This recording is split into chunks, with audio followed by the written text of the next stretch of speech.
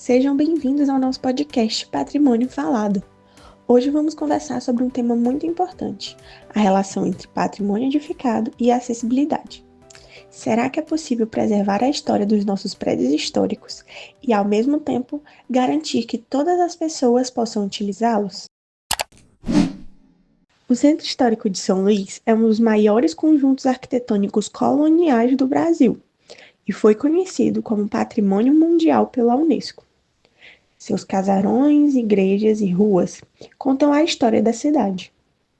Mas existe um desafio: como garantir que pessoas com deficiência, idosos e pessoas com mobilidade reduzida possam acessar esses espaços históricos? Hoje vamos discutir sobre esse assunto e entender a importância da acessibilidade e preservação do patrimônio. Antes de qualquer coisa, precisamos esclarecer alguns pontos.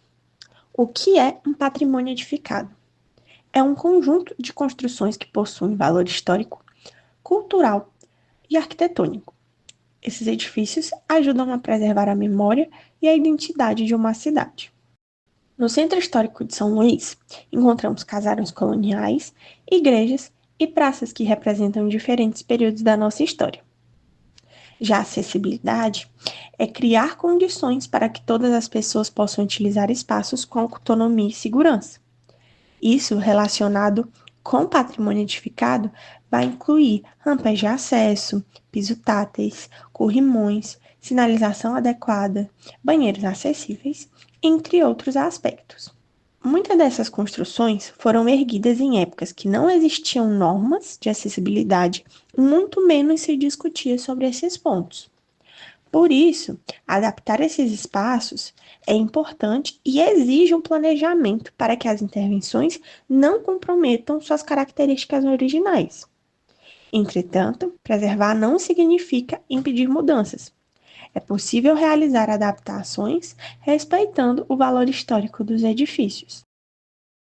Para dar prosseguimento à nossa pesquisa, trouxemos uma convidada que trará mais informações sobre o assunto, a professora em desenho técnico e acessibilidade da Universidade Estadual do Maranhão, arquiteta e urbanista Lúcia Nascimento.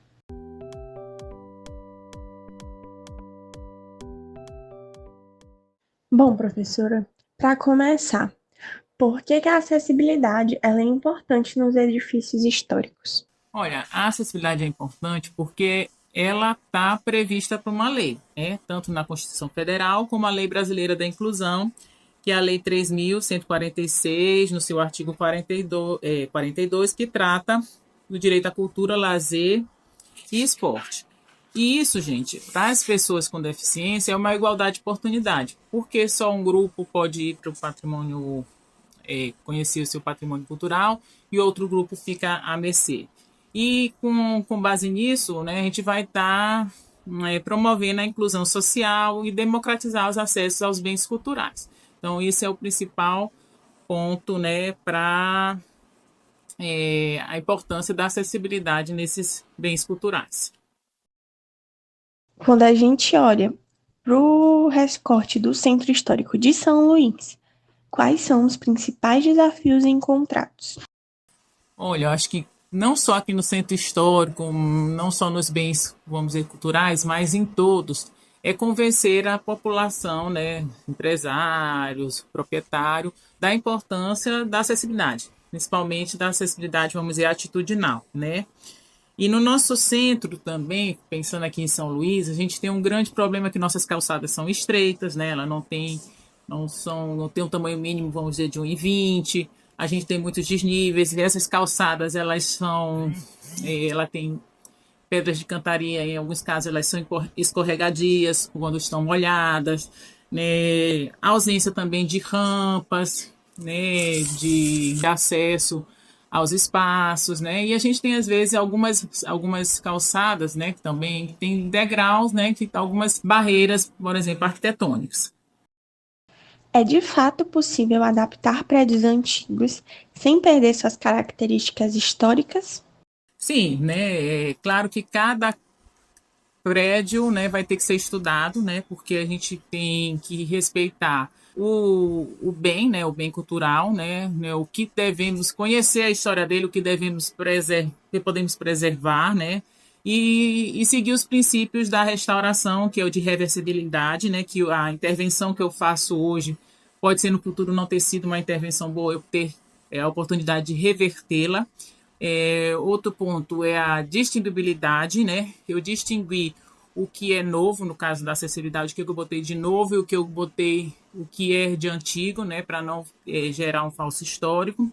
E também intervenção mínima, né? O que a gente puder intervir mínimo, mas gerando acessibilidade para as pessoas é interessante, né? Então, estudar, resumindo, é estudar a edificação como um todo, né?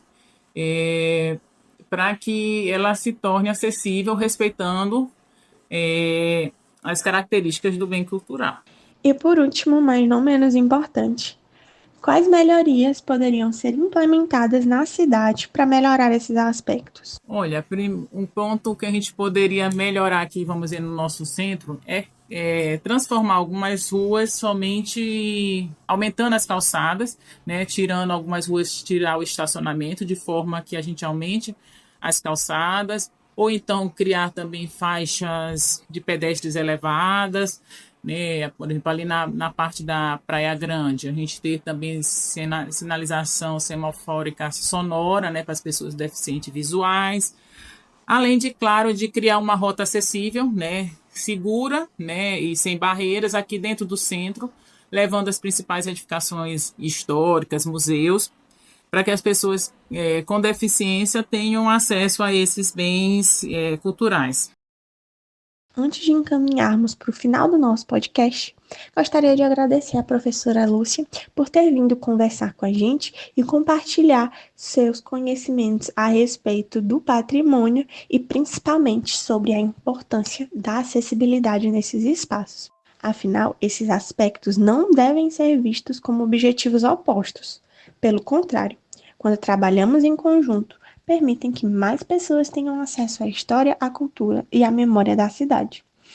Garantir a acessibilidade nos espaços históricos é promover inclusão, cidadania e respeito à diversidade.